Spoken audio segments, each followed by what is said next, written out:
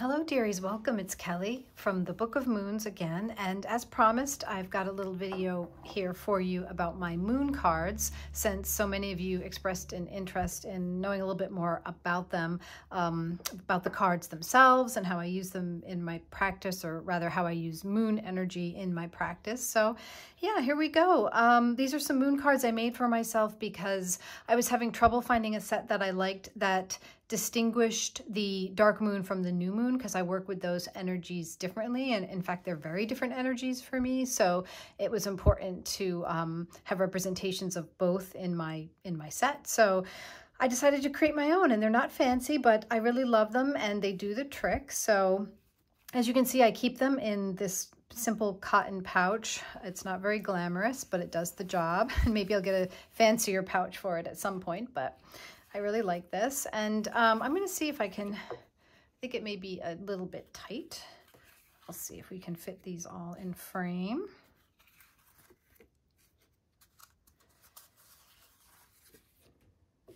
Just about there. So yeah, so the paper that I used is a handmade watercolor paper, because when I tear the edges, I really like how it gives this sort of deckled edge, and it takes the watercolor really nicely. And as you can see, I also stamped the back. Somebody asked if I would do a tutorial on making the cards, and that's something I'll consider. I haven't done any art videos, and I would think that managing all of the materials might pose its own set of challenges.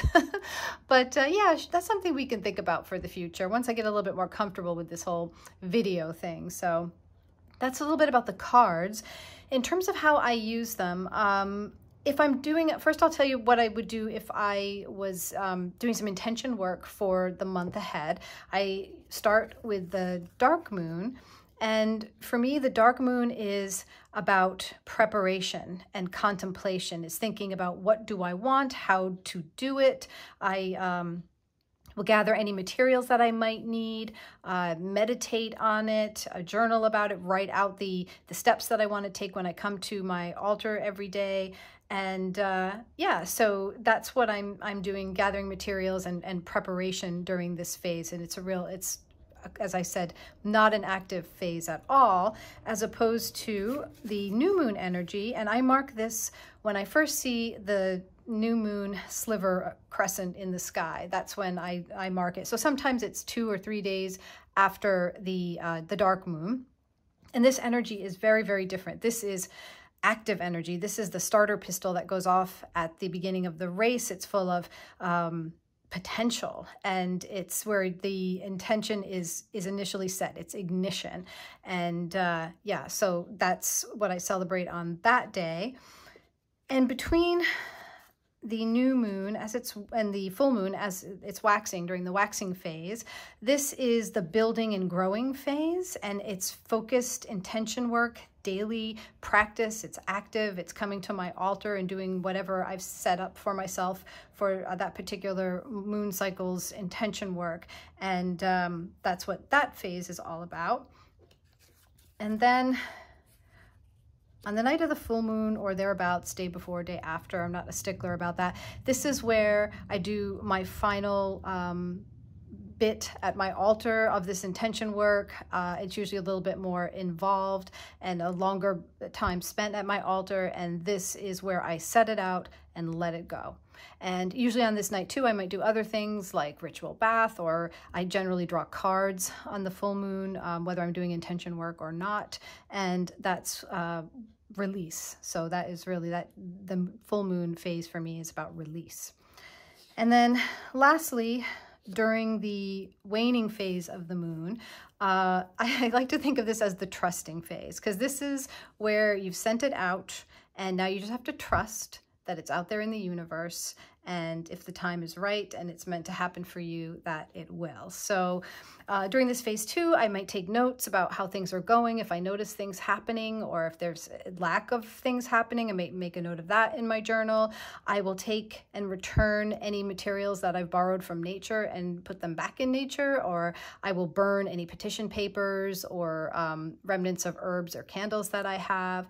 I will cleanse any materials or objects that I use that I keep. I will cleanse them during this phase. So Yeah, and so in terms of the cards themselves, I will usually put each card up as the moon phase goes by during the course of the moon cycle for my intention work. And that's generally how I use these. Now, if I'm not doing any intention work that month, then I really don't, it's much less formal. You know, I can still consider the dark moon phase as, again, this sort of quiet contemplative phase. I like to journal and meditate during that time. I will reflect on the previous month and what I want for the month ahead.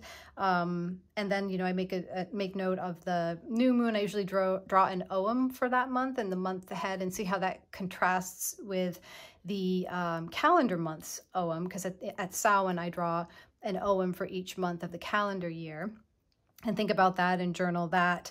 And then I'm aware of the waxing and waning phase, but I'm not doing too much if I'm not doing intention work with those. But I will mark the full moon again as a special day, and I will generally do a full tarot reading, pull some cards for that to just sort of check in and see where I am and where I'm going on my path, how I'm doing with that. So yeah, so these are the 5 phases of the moon that I work with. I know that there are there's like, you know, gibbous and, you know, that sort of thing, but I don't, in terms of my practice, I only work with these particular 5 phases of the moon. So I hope that helped, and you found that was interesting and informative. And as I said, we will think about doing an actual tutorial on making the cards coming up at some future point. So if you enjoyed this video, please give it a like, and thanks for joining me today.